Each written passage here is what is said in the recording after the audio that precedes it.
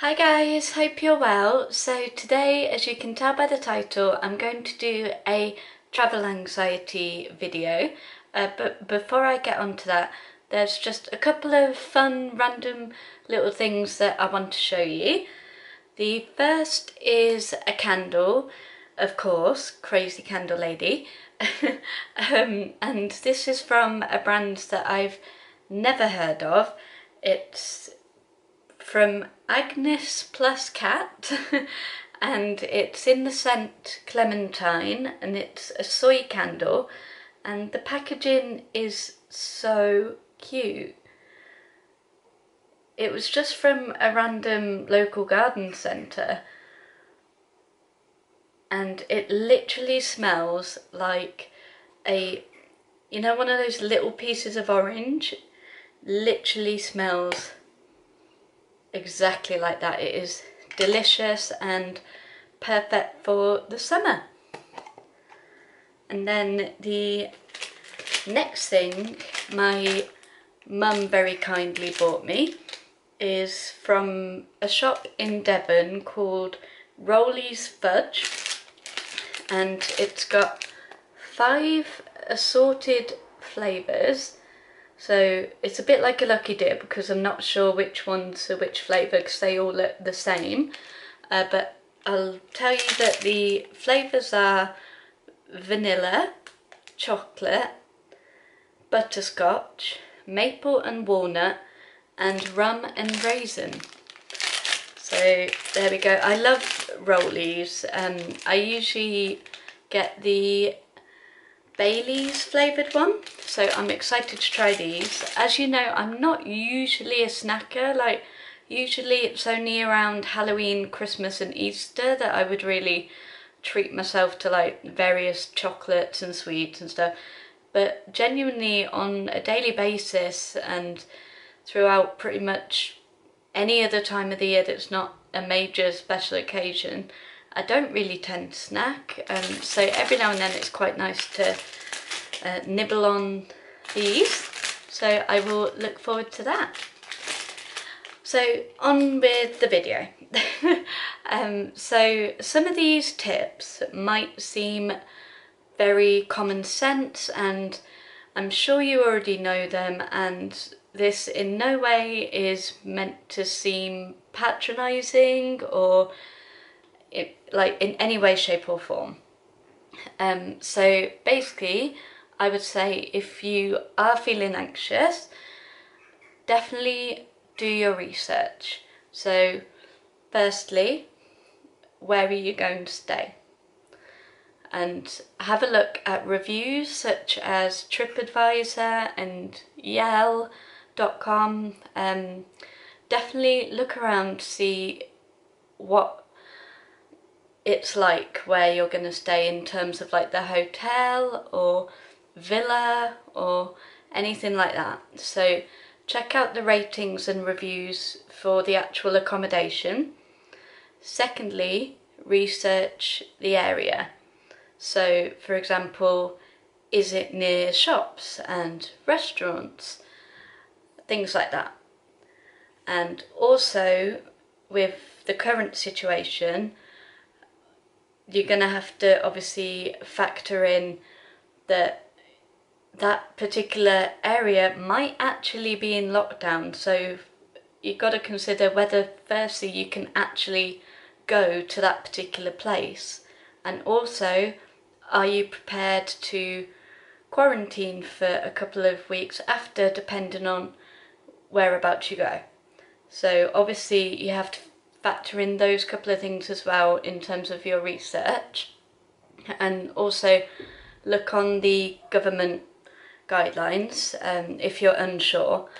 And yeah, so research things like that and plan ahead in terms of your packing. Do not leave it to the last minute because you're guaranteed to forget something. So definitely plan your packing ahead of how much clothes you're going to need, skincare, all that sort of stuff. And also, do you need to take certain products, or can you just buy them when you get there so that you can travel a bit more lighter. And especially if you're carrying hand luggage, you're not going to want a lot in your hand luggage, and then, you know, it's all a bit heavy and stuff. So definitely plan ahead in terms of your packing and try and pack as light and as organised as possible. So obviously the documentations that you know you're going to need, make sure they're in something like a folder or a plastic wallet. Make sure they're easy to access so you're not feeling like you're holding a queue. Also obviously factor in queues as well, so plan ahead in terms of when you're going to leave to avoid queues and traffic, because I know that can be a bit stressful. And I know obviously a new thing currently is wearing masks, which I know quite a lot of people are anxious. I myself found it very anxiety inducing when I first had to wear a mask on a train, and when I did my food shop, which you can do things like online and stuff, but if you're in a position where basically you have to wear one, have a look at what sort of masks they do, because honestly there's lots of quite trendy and fun ones. Like my dad even found a Yoda one, and if you're a Harry Potter fan like me, I've got a Ravenclaw style mask, and you can get like all houses, like just look on Amazon and it just makes it a little bit nicer to wear, and the material's lovely as well. It's almost like a pillow like the sort of covering you'd put on a pillow basically. And also this one I thought was quite nice and subtle, just like grey with stars, so you can get all sorts of different patterns just to make it that little bit nice and easier to wear masks when you're obviously travelling. And going back to travelling light, so if for any reason you're doing something that's going to require things like work, like if you're doing something to do with your business, or like if you are a YouTuber back in the day when, you know, they had like VidCon and playlist conventions, try and get like an iPad or like a very thin like MacBook that you can have on the plane, or even if it's not for work and you do just want to have something like that for the plane, so you can like play games, listen to music, things like that, or you know, something that you can use for whilst you're on holiday. So definitely, again, just little things like that to help lighten the load. And yeah, and if, for example, you're on medication, there's another example of what you might have to take.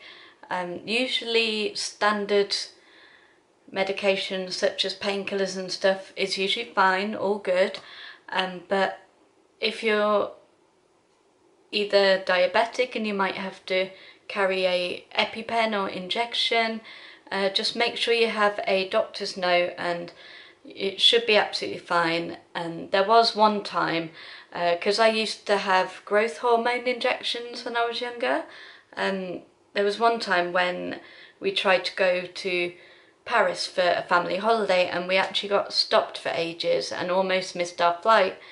We had a doctor's note and everything we needed to, but we still got stopped. So just factor that in. As long as you've got everything you need, then you should be able to get through security and stuff without too much trouble.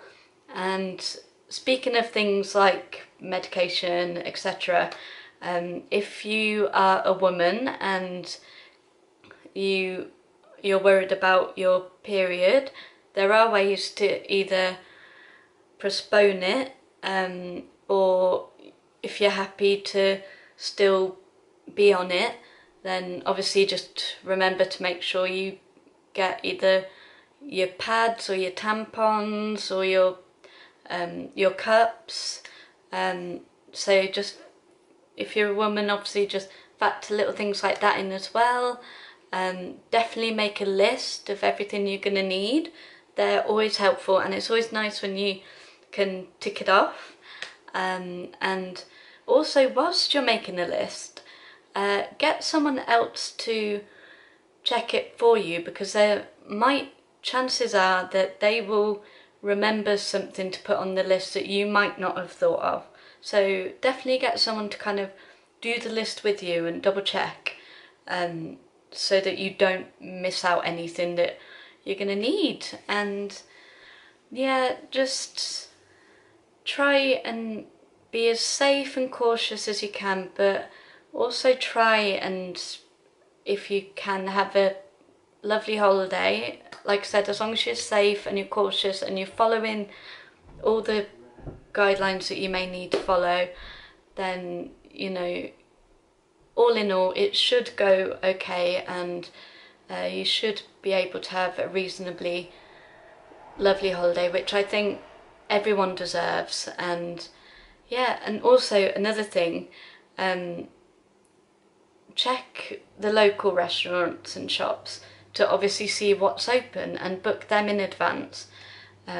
So yeah, so if you are planning on going on holiday, do have fun, stay safe, and yeah.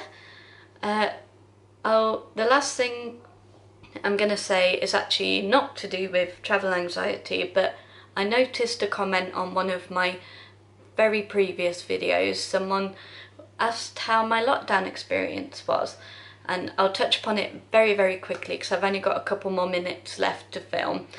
Yeah, it was like anyone's. It was very mixed emotions. There were days, you know, that I'd be crying about the whole situation, and then there were days where, you know, I was a little bit more relaxed and positive about it, and, you know, I was like, oh, you know, it is quite nice to have the free time that I rarely ever get when working, you know. So it was nice in some aspects to have the free time, and living with mum and dad temporarily, you know, being able to just be with mum and spend quality time with her. We'd go on, you know, lovely little walks. We were very fortunate with the weather, and yeah, it was all just very mixed emotions.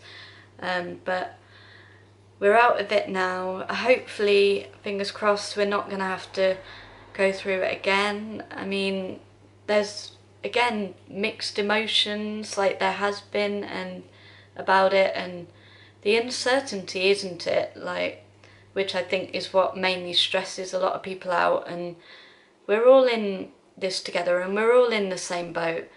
And do talk to each other about how you're feeling, and stay safe, and hope you enjoy the rest of your weekend, and I'll see you soon with another video. Lots of love. Bye.